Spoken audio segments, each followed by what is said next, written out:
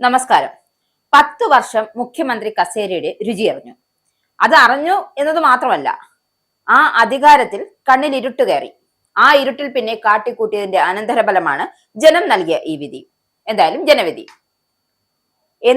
ആ വിധിയുടെ പശ്ചാത്തലത്തിൽ ഇനി പ്രതിപക്ഷ നേതാവിന്റെ കസേരയുടെ ചൂടറിയാൻ പിണറായി സഹാവ് എത്തുമോ അല്ലെങ്കിൽ തയ്യാറാകുമോ എന്നതാണ് അടുത്ത ചോദ്യം.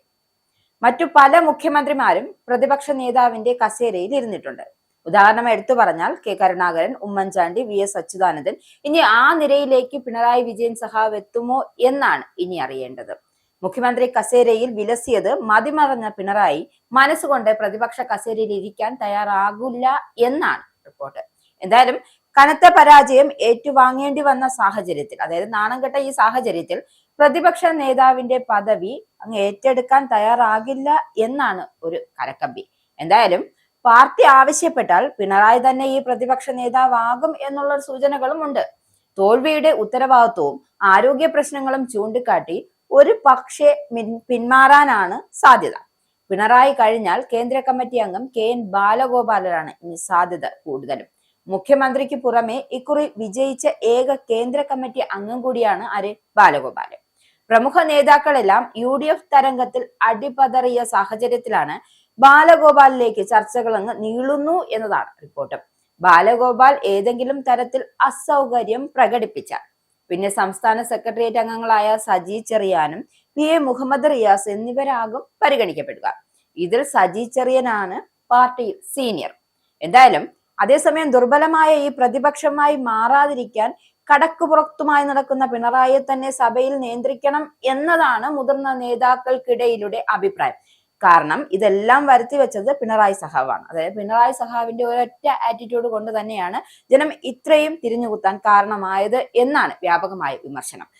മുന്നണിക്ക് പരാജയമാകുമ്പോൾ നയിക്കാതെ മാറി നിൽക്കുന്നത്, ജയിക്കുമ്പോൾ മാത്രം കസേരയിൽ ഇരിക്കാൻ മാത്രം തയ്യാറാകാതെ പരാജയപ്പെട്ടപ്പോഴും ആ കസേര ഏറ്റെടുക്കാനുള്ള ഒരു ധാർഷ്ട്യം അല്ലെങ്കിൽ ഒരു മനക്കെട്ടി കാണിക്കണം എന്നാണ് താല്പര്യം.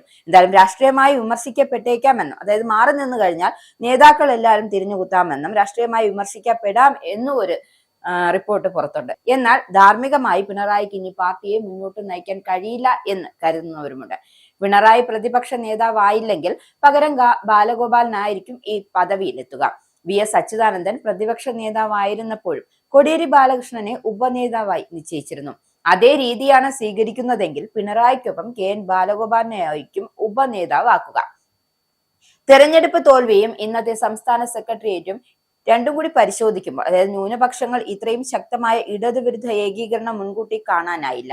SIR ശേഷമുണ്ടായ സാഹചര്യങ്ങളും ഇടതുവിരുദ്ധ തരംഗമായി മാറ്റി. കണ്ണൂരിൽ ഉൾപാർട്ടി പ്രശ്നങ്ങൾ പ്രതിഫലിച്ചു എന്നാണ് പൊതുവെയുള്ള വിലയിരുത്തൽ. പാർട്ടി കോട്ടകളിലെ തിരിച്ചടി പ്രത്യേകം പരിശോധിക്കും. നേതൃത്വത്തിന്റെ നയപരമായ പാളിച്ചകളും നേതൃത്വം വിലയിരുത്തും. കണ്ണൂരിലെ കനത്ത പരാജയത്തിന്, വിമതരുടെ വിജയത്തിനും നേതൃത്വത്തിന് വിമർശനത്തിന് സാധ്യതയുണ്ട്. തെരഞ്ഞെടുപ്പ് പരാജയത്തിന്റെ പേരിൽ പിണറായി വിജയനും CPM സംസ്ഥാന സെക്രട്ടറി MV ഗോവിന്ദനുമെതിരെ സൈബർ ഇടത്തിൽ കടുത്ത വിമർശനങ്ങളാണ് ഉയരുന്നത്. മത്സരിച്ച് ജയിച്ച ശേഷം പ്രതിപക്ഷ നേതാവാകാതെ പിണറായി മാറി നിന്നാൽ അതിലും വിമർശനം നേരിട്ടേക്കാം. മുന്നണി രൂപം കൊണ്ട ശേഷമുള്ള ഏറ്റവും ദുർബലമായ അംഗസംഖ്യയുമായാണ് LDF പ്രതിപക്ഷത്തിരിക്കുന്നത്. അതിനിടെ മുഖ്യമന്ത്രിയുടെ ഔദ്യോഗിക വാട്സപ്പ് ഗ്രൂപ്പിന്റെ പേര് പ്രതിപക്ഷത്തിൻ്റെതാക്കി മാറ്റുകയും ചെയ്തു. CM ഓഫ് മീഡിയ എന്നത് ഓപ്പോസിഷൻ മീഡിയ എന്നാക്കി മാറ്റിയിട്ടുണ്ട്. എന്താകും ഇതിൽ തീരുമാനമെന്ന് നമുക്ക് വൈകാതെ തന്നെ അറിയാം.